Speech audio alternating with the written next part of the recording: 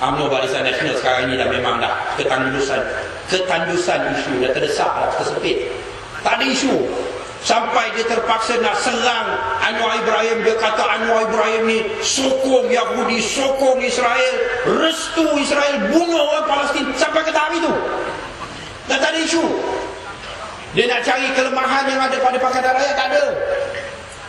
Lalu dia cari benda-benda yang melampau, yang saya rasa rakyat yang waras tidak akan tahu. Melampau sangat. Inilah orang nak menipu. Tapi dia ingat rakyat bodoh. Tapi rakyat tak bodoh, InsyaAllah. Dia timbulkan isu tentang Linas yang di Kuantan. Saya nak beritahu pada tuan-tuan, puan-puan, muslimin dan muslimat yang dihormati sekalian, kita tolak. Kita tak bersama dengan PSC. Jawatan kuasa pilihan parlimen, kita tak nak bersama. Kenapa? Kerana dia nak tubuhkan jawatan kuasa itu. Pada masa yang sama, kilang itu berjalan. Lalu bila berlakunya pilihan raya, jawatan kuasa tengah buat kerja, kilang sedang berjalan, kita nak komplain pun tak boleh. Kita nak buat isu, dia kata tunggulah jawatan kuasa habis kerja dia dulu.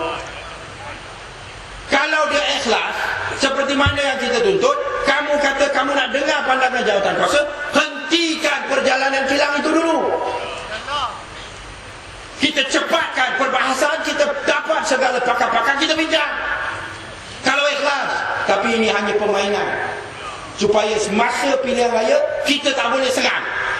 Nak serang macam mana? Kita duduk dalam jawatan kuasa.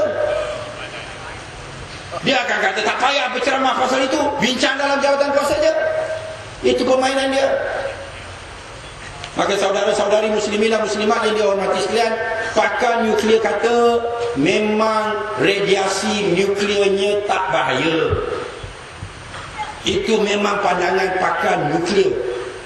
Tapi masalah ini bukan masalah hanya daripada sudut nuklear, daripada sudut alam sekitar, daripada sudut perubatan. Persatuan Doktor se-Malaysia tolak dari sudut keracunan.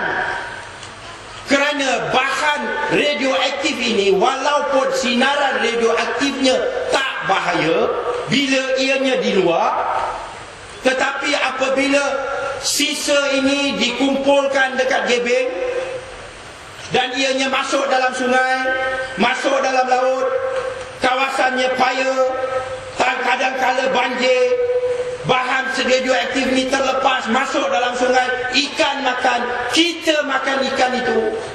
Akhirnya sisa-sisa radioaktif ini boleh berada di dalam tubuh kita. Dan bila dah ada dalam tubuh kita, akan merosakkan organ-organ dalaman. Ini dari sudut keracunan, dari sudut perubatan, kesan pada alam sekitar. Bukan hanya sekadar dari sudut nuklear.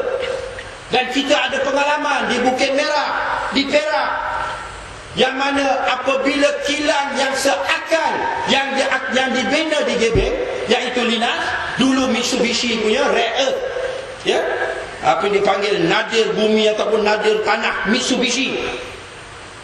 Orang di Bukit Merah tiba-tiba ramai yang mengalami keguguran bayi.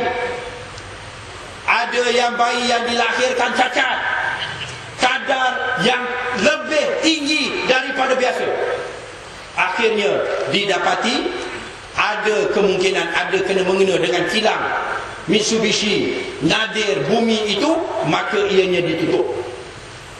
Dan sisa-sisanya dimasuk dalam tonggram, ditanam bawah tanah, dalam tempat macam bunker yang dibuat dengan konkrit.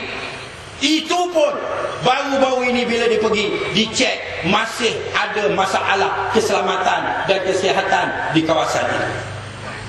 Ini pengalaman kita. Lalu kenapa kita nak ambil risiko?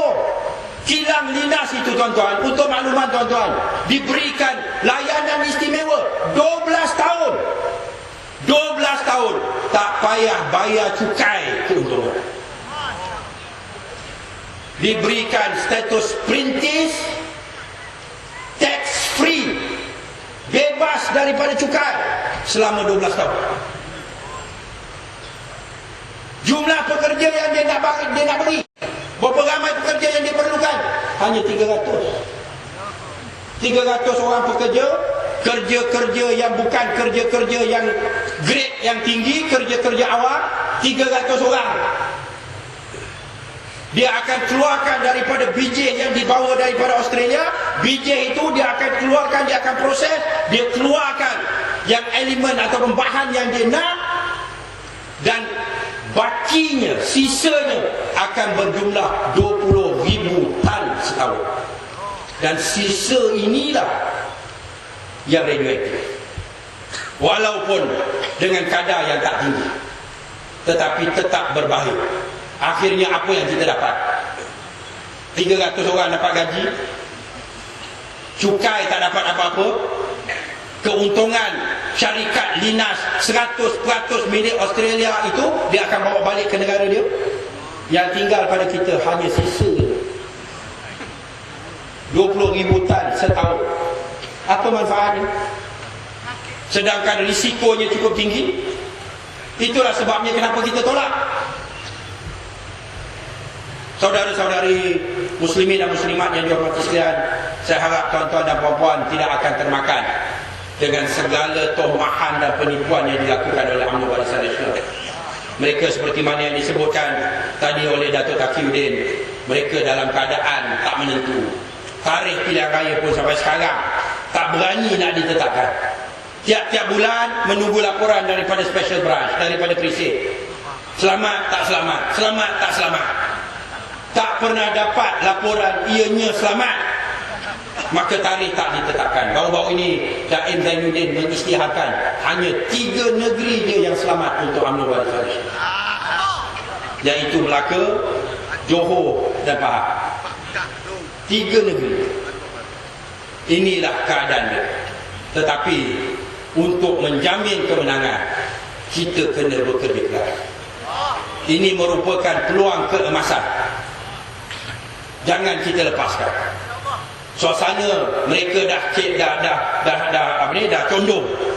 Kita kena usaha sikit, kerja kuat sikit, kita tentukan insya-Allah mereka keluar.